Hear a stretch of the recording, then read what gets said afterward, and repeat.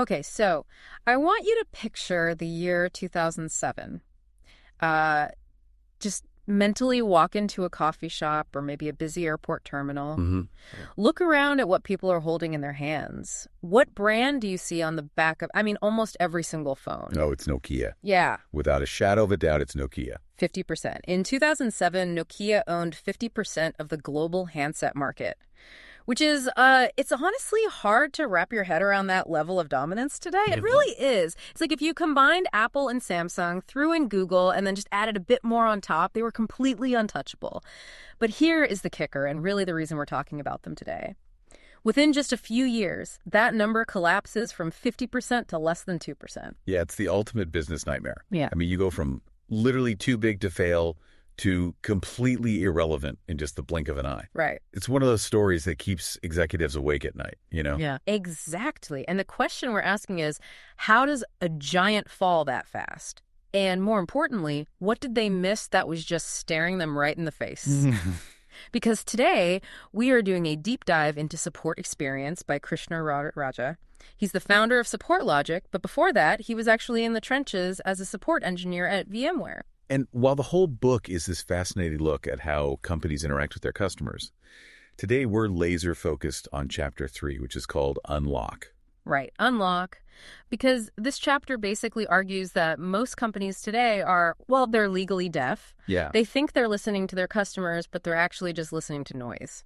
That's a really fair assessment.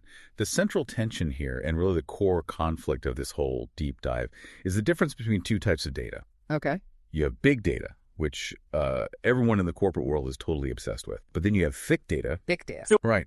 And the argument in this chapter is that while big data tells you what happened yesterday, thick data is the only thing that can actually tell you what's going to happen tomorrow. Thick data. I just love that term. It sounds so, substantial. Heavy, yeah. Heavy, right. But to understand it, we have to go back to the scene of the crime. Nokia. Late 2000s. They are the absolute kings of the world. They have the best supply chain, the best hardware, the best battery life. They're optimizing everything. Everything. But then they hired this woman, Tricia Wang, and she's not a tech executive. She's an ethnographer. Which is really just a fancy way of saying she studies people. Right. Her job isn't to look at rows in Excel or, quarterly reports. Her job is to go live inside a culture.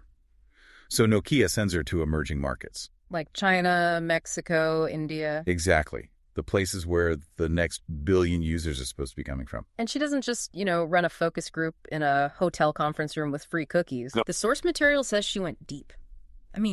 She's working as a street vendor, selling dumplings to construction workers. Yeah. She's hanging out in internet cafes, sleeping in the exact same conditions as the locals.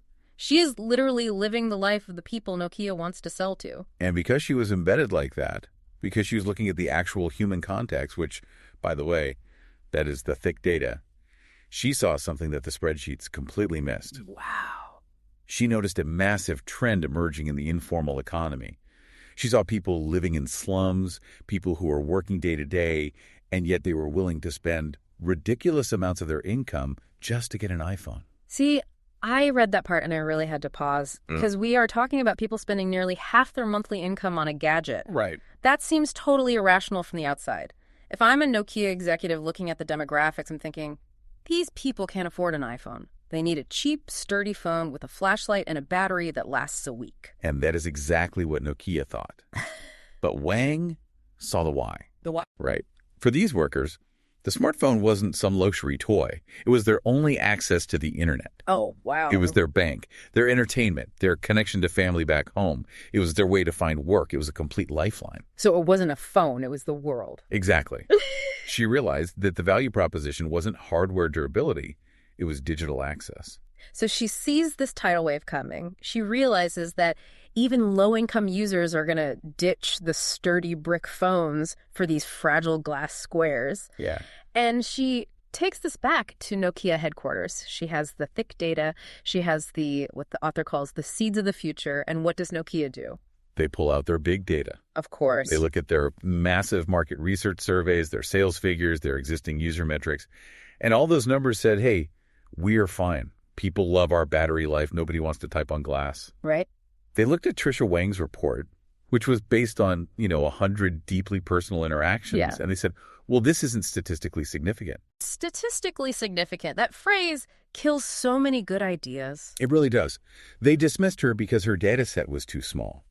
And that is the absolute tragedy of it. Yeah. Big data is fantastic for optimizing what you are already doing, making the battery 2% better, making the supply chain 5% faster. It explains the past of a contained system. But it can't see what's next. Exactly. It's terrible at predicting paradigm shifts. It literally cannot measure what isn't there yet. Tricia Wang had the thick data.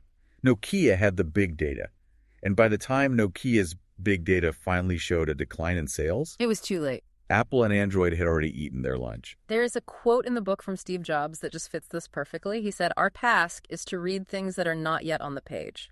Oh, that's good. Right. Nokia was reading the page. Tricia Wang was reading the room. That is the perfect distinction. Reading the page versus reading the room. But here is my question. Nokia wasn't run by idiots. No, not at all. These were smart, highly paid, very experienced executives. Why is it so hard for companies to trust the human story over the spreadsheet? Like, why do they cling to the numbers even when the numbers are lying to them? The author, Krishna Rajraja, calls this quantification bias. Quantification bias. Yeah, it's this deeply ingrained human tendency, and it's definitely a massive corporate tendency to trust only what can be measured and put into a neat little chart. Right. If it's on a graph, it's real. Exactly. If you can put a number on it, it feels safe, it feels objective. If it's just a story or a feeling, it feels soft or risky. It's the whole, if you can't measure it, you can't manage it mantra taken to an absolute extreme. Spot on. And this bias leads companies to rely heavily on tools that produce nice, clean numbers. And the biggest culprit here, the survey. Oh, the survey. Net Promoter Score, NPS, CSAT. The C-suite loves these because you can put them on a slide and say, look, our NPS is up 3 points. We're doing great. But Chapter 3 really tears surveys apart. It basically says they are useless for understanding the true health of a company. Useless might be a strong word, but dangerously incomplete is very accurate. Think about the last time you filled out a survey for a software product. Oh, I usually delete them immediately. I mean, unless I'm absolutely furious. Or maybe, very rarely, if the support agent was so amazing, I want to make sure they get a raise. But mostly, it goes straight to the trash. Precisely. It is a bimodal distribution. You only hear from the super fans and the super haters. Right. And that's maybe 4 to 7% of your customer base if you're really lucky. Yeah. So you are making massive strategic decisions based on a tiny, incredibly biased slice of reality. That's terrifying when you put it like that. And the bigger problem in the book really emphasizes this, is that surveys are lagging indicators. Lagging, meaning by the time you actually get the score, the event is completely over. Right. A churn report is an autopsy. Wow, an autopsy. It tells you who died. It doesn't help you save the patient because they're already gone. And this connects to a concept the author mentions called the yellow state. Oh, I liked this part. The yellow state concept really stuck with me. Because we all know the green state, everything is good. And the red state, everything is on fire. Right. And the red state gets all the attention because it's a glaring emergency. If a huge customer threatens to leave, everyone scrambles. Of course. But the yellow state is the silent killer. This is the customer who isn't complaining. They aren't filing support tickets. They definitely aren't filling out surveys. But they're quietly struggling. They're just absorbing the friction. Exactly. They're hitting friction every day. They're annoyed that a simple feature takes 5 clicks instead of 2. They are slowly, quietly, mentally checking out of your product. It's like a relationship where nobody is yelling, but one person has already started looking for a new apartment. That is painfully accurate analogy. Yes. And because they aren't yelling, your big data says they are greased. Because there's no ticket. Right. Your surveys don't catch them because they aren't quite angry enough to fill one out yet. But your thick data, if you were actually listening to it, would tell you they are halfway out the door. Okay, so let's recap this for a second. Surveys are broken because they're biased and slow. Sales data is just looking in the rearview mirror. So what are we actually supposed to do? The book talks about the true voice of the customer. If we can't rely on surveys, what does the true voice actually look like? So Krishna Raja breaks this down into 6 characteristics. If you want to really hear your customers, your data needs to meet these 6 criteria. Okay, lay them on me. First, it has to be unbiased. You need the silent majority, not just those loud edges we talked about. You need to know what the boring, everyday user is thinking. Okay, that makes total sense. Get the people who delete the surveys. Exactly. Yeah. Second, it needs to be timely. meaning real time. Yeah. You cannot wait for a quarterly report to tell you a feature's broken. Right. Third, and this is a massive one, it has to be cross-channel. Most companies have these deep data silos. Oh, tell me about it. The support team knows all the bugs. The sales team knows all the pricing objections. Oh. And the community forum knows all the weird workarounds. But nobody connects the dots. I have been that customer so many times. I tell the salesperson I need feature X. They say, sure, we have that. Then I buy it. It doesn't work. I call support and they say, oh yeah, feature X never works. Here's a duct tape workaround. Yeah. It's infuriating because it feels like the company has multiple personalities and none of them talk to each other. That is exactly what a fragmented voice looks like. True voice of the customer unifies that. Okay. What's number 4? The fourth point is every interaction. You don't just take a sample size. You analyze everything, every chat, every email, every single ticket. Everything. Okay. And 5. Fifth is actions over words. What are they actually doing inside the product? Are they using the features they asked for? Are they logging in? Actions just don't lie. And finally, number 6. Finally, it has to be rich with sentiment. Sentiment, meaning emotion. Yes. Not just what happened, like an error 404 popping up, but how did the customer feel about it? Were they confused? Frustrated, resigned. The context is where the insight lives. That's the thick data. Okay, hold on though. We just said we need to analyze every single interaction to get this thick data. But if you're a big enterprise company, you have millions of interactions. Right. I might have 10,000 support tickets a month alone. I cannot have a human being sit there and read all of those to figure out if someone is disappointed or frustrated. It isn't humanly possible. Yeah. Not anymore. It is physically impossible for humans to process that amount of unstructured data. And that brings us to the core technological shift the book describes.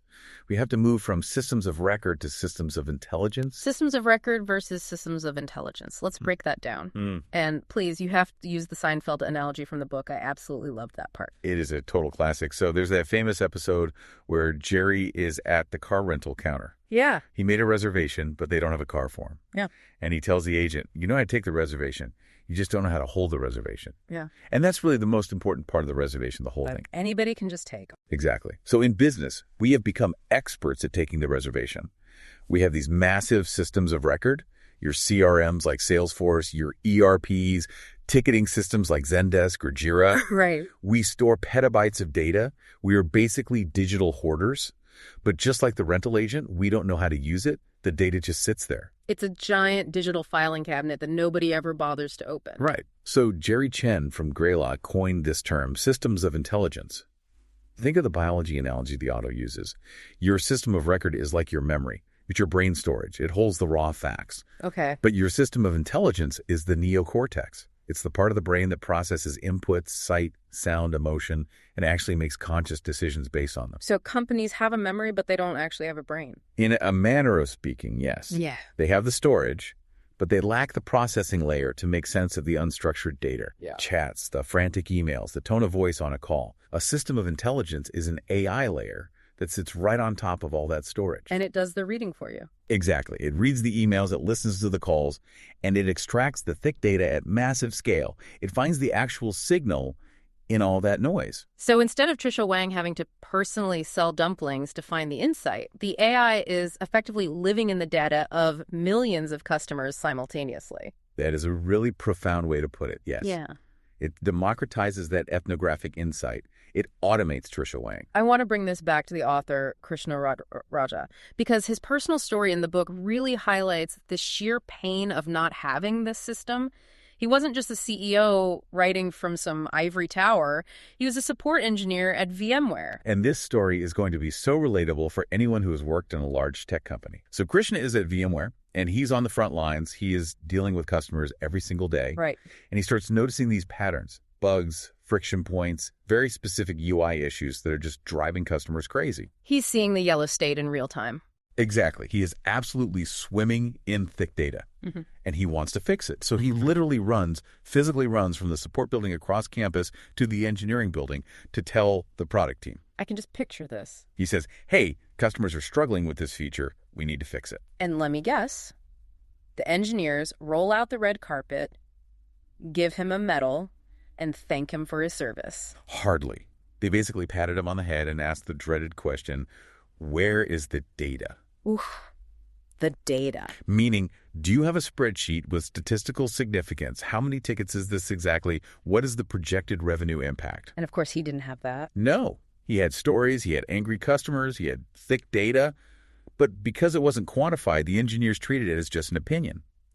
And in a highly data-driven company, an anecdote is just an opinion. Which is so frustrating. And the tragedy is VMware eventually lost ground to AWS, partly because they missed these exact shifts in customer needs. The insight was literally inside the building. It was. It just wasn't in the right format. Yeah, exactly. It was trapped inside the system of record. So how does a system of intelligence fix that specific interaction? Like, if Krishna had this AI tool back then, what would have happened when he ran over to engineering? Well, modern sentiment analysis does two really vital things. First, it quantifies the qualitative. It can scan 10,000 messy support tickets and say, hey, 40% of these tickets show frustration related to the login screen. Oh, wow. So suddenly it's not an anecdote anymore. Right. It's a solid statistic. It speaks the engineer's language. Exactly. Now, he can walk into that meeting and confidently say, I have data showing a 40% frustration rate. That gets prioritized. That gets fixed. Yeah. But second, and this is where it gets really interesting, it understands nuance.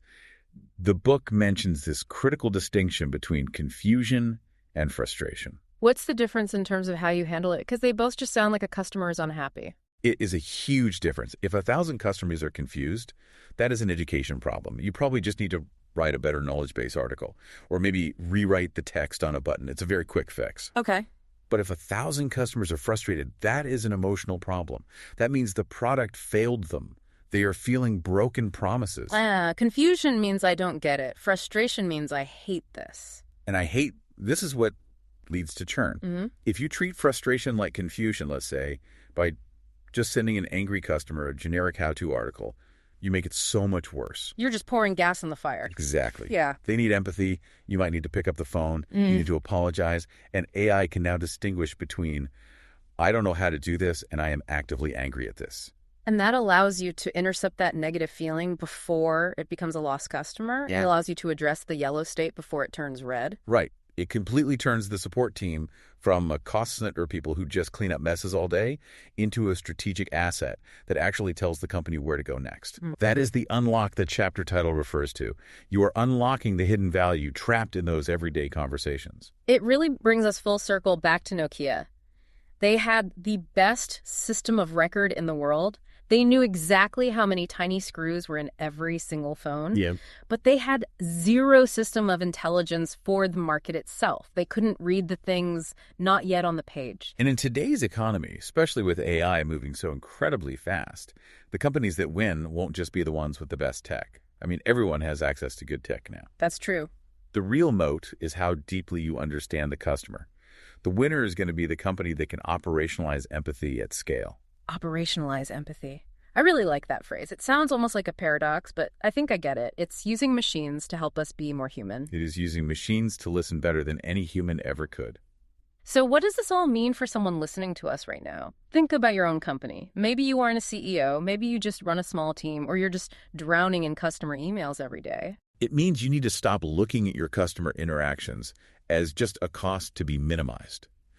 The metric shouldn't just be how fast can we close this ticket, or how quickly can we get this person off the phone. That's that old make it go away mentality. Right. Instead, you have to look at every complaint, every confusing chat log, every quote-unquote stupid question as a gold mine. That is your thick data. Yeah. That is where the actual truth lives. Stop relying solely on the survey you send out once a quarter that nobody even fills out. Start looking at the unstructured data you already own. The emails, the chats, all the messy stuff. The messy stuff is exactly where the truth is. Don't be afraid of the mess. Use the tools available today to make sense of it, because I guarantee you, if you aren't listening to that thick data, your competitor definitely is. And you really don't want to end up like Nokia, owning half the world one day and then just wondering where everyone went the next. It's a harsh lesson, but a very necessary one. So here is a final provocative thought for you to chew on as you go about your day. Your company is likely sitting on an absolute mountain of data right now. Emails, Slack messages, recorded Zoom calls, years of support tickets. Mountains of it. It's taking up server space, it's costing you real money to store, and most companies treat that mountain like a digital landfill, just a place to dump things and forget them. But the smart ones realize it's not a landfill, it's a gold mine. The secrets to your future survival, the thick data that predicts what's coming next, are buried right there in the noise. So the question is, are you treating that data like waste? Or are you building the brain to find the gold? It's time to stop surveying and start listening. Thanks for diving deep with us. We'll catch you next time.